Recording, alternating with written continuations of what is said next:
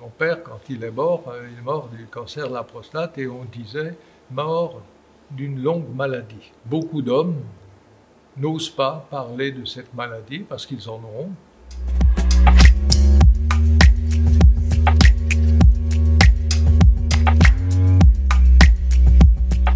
J'étais bouleversé par ce livre-là et en même temps je me disais en faire un spectacle ce sera très délicat parce qu'il parle beaucoup de sexe. Alors j'ai essayé de l'adoucir, ce spectacle.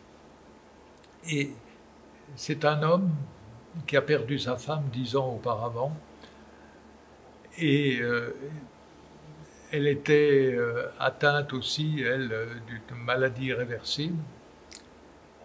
Et le jour où il est atteint de ce cancer et ce qu'il vit, il a besoin de le raconter à quelqu'un d'autre. Et cette façon de ne pas oser en parler fait qu'il va sur l'endroit où il a connu sa femme et il va lui raconter ce qui lui arrive. Parce qu'à elle, il ose. Il ose, elle n'est plus là. En dehors de l'amitié, peut-on aimer une personne, mais vraiment l'aimer, sans faire l'amour avec elle? Peut-on faire l'amour sans éprouver de sentiments amoureux? Avant mon opération, je disais tout de suite non à la première question et oui à la seconde. Quand je l'ai joué à Avignon, non pas à Avignon, à Lyon, c'était aussi dans le cadre de Movember. Et je trouve que c'est très important qu'il fasse ça, parce que c'est la même démarche, c'est-à-dire c'est oser parler, par exemple, du cancer du sein de la femme. On en parle, tous les films en parlent, les théâtres en parlent, plein, on en parle. Et c'est parce qu'on en a parlé que petit à petit, les femmes se sont mis à faire attention à ce qu'on appelle se tester, faire les mammographies pour voir si elles n'avaient pas le cancer. Parce que c'est ça qui est important. Et pour l'homme, c'est exactement pareil. Ce qu'il y a d'important, c'est qu'il fasse ce qu'on appelle cette fameuse PSA, qu'il la fasse et puis qu'ils savent que petit à petit, ce cancer, ils peuvent le suivre. C'est ce que m'expliquent les médecins, les chirurgiens. C'est-à-dire que le cancer, au début, c'est un petit noyau, et après, il grossit, et quand vraiment il est un peu trop gros, ben, il faut faire l'ablation, qu'on dit. Il n'y a pas besoin de la faire trop tôt non plus, cette ablation, mais l'important, c'est de suivre la maladie. Donc c'est la raison aussi de ce spectacle, c'est-à-dire dire aux hommes, surveillez-vous, parce qu'à un moment donné, ce sera trop tard. Là. Et vous pouvez encore vivre. Moi, je connais plein de gens qui, ça fait 20 ans, 30 ans, qui sont encore en vie, qui ont eu le cancer.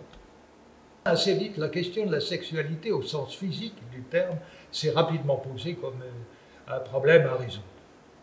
Oui, j'en avais parlé à mon ami le professeur. Il m'avait répondu en me citant le marquis de Sade.